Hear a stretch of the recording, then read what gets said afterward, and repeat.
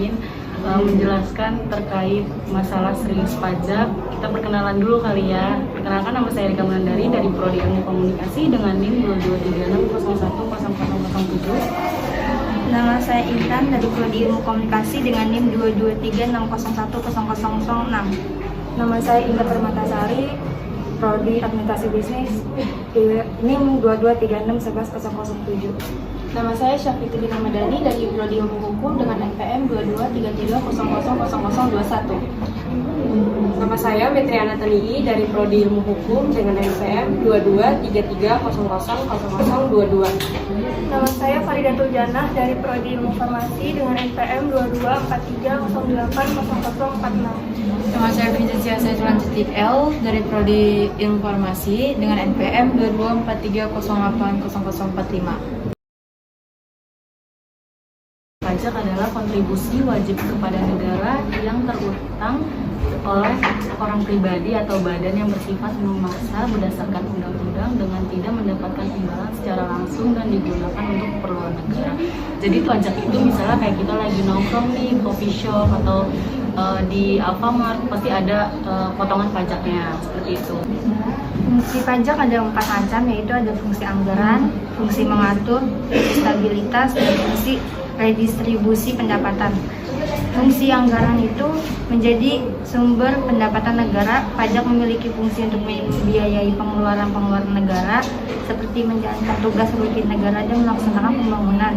Contohnya, dalam penyusunan APBN atau APBD setiap tahunnya, pajak merupakan salah satu komponen pendapatan pemerintah yang utama sehingga sangat penting untuk menjaga potensi pajak agar pemerintah memiliki dana untuk pengeluaran-pengeluaran yang telah direncanakan setiap tahunnya. Fungsi mengatur. Pemerintah dapat mengatur pertumbuhan ekonomi melalui kebijakan pajak.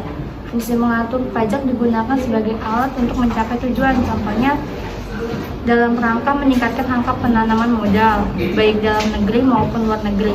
Pemerintah memberikan berbagai macam fasilitas keringanan pajak. Sebagai contoh, tarif pajak untuk ekspor sebesar 0% untuk mendorong ekspor produk Indonesia di pasaran dunia. Fungsi stabilitas. Adanya pajak membantu pemerintah dalam memiliki dana untuk menjalankan kebijakan yang berhubungan dengan stabilitas harga sehingga inflasi dapat dikendalikan. Hal ini dapat dilakukan dengan jalan mengatur peredaran uang di masyarakat, pemungutan pajak, pengangguran pajak yang efektif dan efisien. Contoh, penerapan dari fungsi stabilitas dalam perekonomian nasional ialah ketika sebuah negara sedang terjadi permasalahan ekonomi, seperti kenaikan harga ataupun penurunan harga. Pemerintah dapat menstabilkan harga-harga tersebut melalui kebijakan fiskalnya. D. Fungsi redistribusi pendapatan. Pajak yang sudah dipungut oleh negara akan digunakan untuk membiayai semua kepentingan umum, termasuk juga untuk membiayai pembangunan sehingga dapat membuka kesempatan kerja, yang akhirnya meningkatkan pendapatan masyarakat. Contoh, pajak untuk membangun jalan. Orang miskin meskipun tidak punya mobil ataupun kendaraan pribadi lainnya, tetap akan mendapatkan manfaat dari dibangunnya jalan, karena dapat berangkat kerja dengan mudah menggunakan angkutan umum. Barang kebutuhan juga akan lebih murah bila transportasinya mudah. Siapa saja yang membayar pajak? Pajak akan dikenakan bagi mereka yang sudah memiliki penghasilan, serta penghasilan setahunnya di atas batasan penghasilan tidak kena pajak atau PTKP. Pembayaran pajak dilakukan apabila penghasilan setahun di atas batasan PTKP.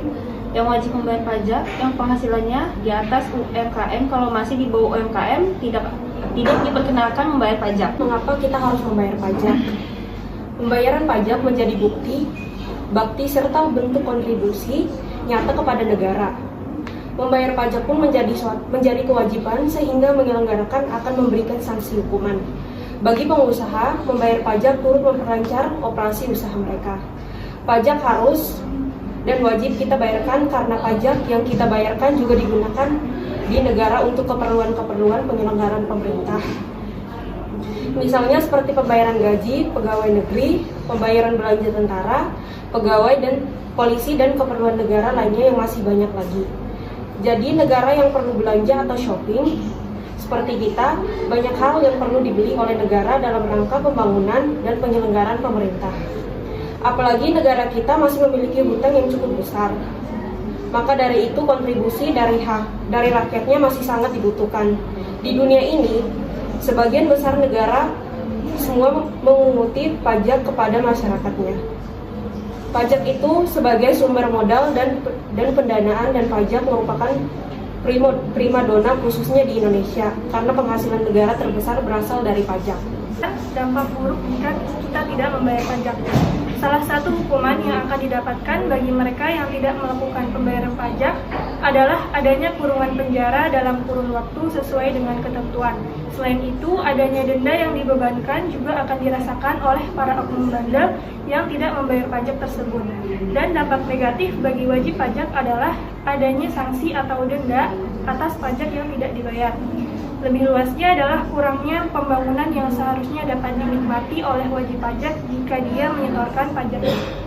Adapun masalah penerimaan pajak, masalah pemungutan pajak di Indonesia mengalami pajak permasalahan. Antara lain disebabkan kelemahan regulasi di bidang perpajakan itu sendiri, kurangnya sosialisasi, tingkat kesadaran, pengetahuan dan tingkat ekonomi yang rendah, database yang belum lengkap dan akurat, lemahnya penegakan hukum berupa pengawasan dan pemberian. Solusi dalam masalah penerimaan pajak, adapun pertama adalah dengan memperluas basis pajak. Perluasan ini bisa dilakukan dengan meningkatkan jumlah wajib pajak atau WP. Peningkatan jumlah WP ini bisa dilakukan dengan melakukan penyisiran. Peningkatan jumlah WP nantinya bisa difokuskan kepada WP orang pribadi yang menjalankan kegiatan usaha, karena kontribusi WP saat ini belum mencerminkan potensinya. Selain meningkatkan jumlah WP, pemerintah juga dinilai bisa memperluas objek pajak serta melakukan usaha untuk mencegah pengerusan basis pajak. Yang kedua, upaya peningkatan penerimaan pajak bisa juga dilakukan dengan mengoptimalkan kontribusi sektor-sektor yang selama ini menjadi penyumbang penerimaan, seperti sektor manufaktur maupun sektor perdagangan besar. Atau bahkan bisa juga dilakukan dengan menggenjot penerimaan dari sektor-sektor yang selama ini tercatat masih rendah kontribusi pajaknya, walau pertumbuhan PBD-nya besar. Darussalam mengambil contoh sektor kontribusi. Sekian tentang masalah penerimaan pajak, kurang lebihnya mohon maaf. Assalamualaikum warahmatullahi wabarakatuh.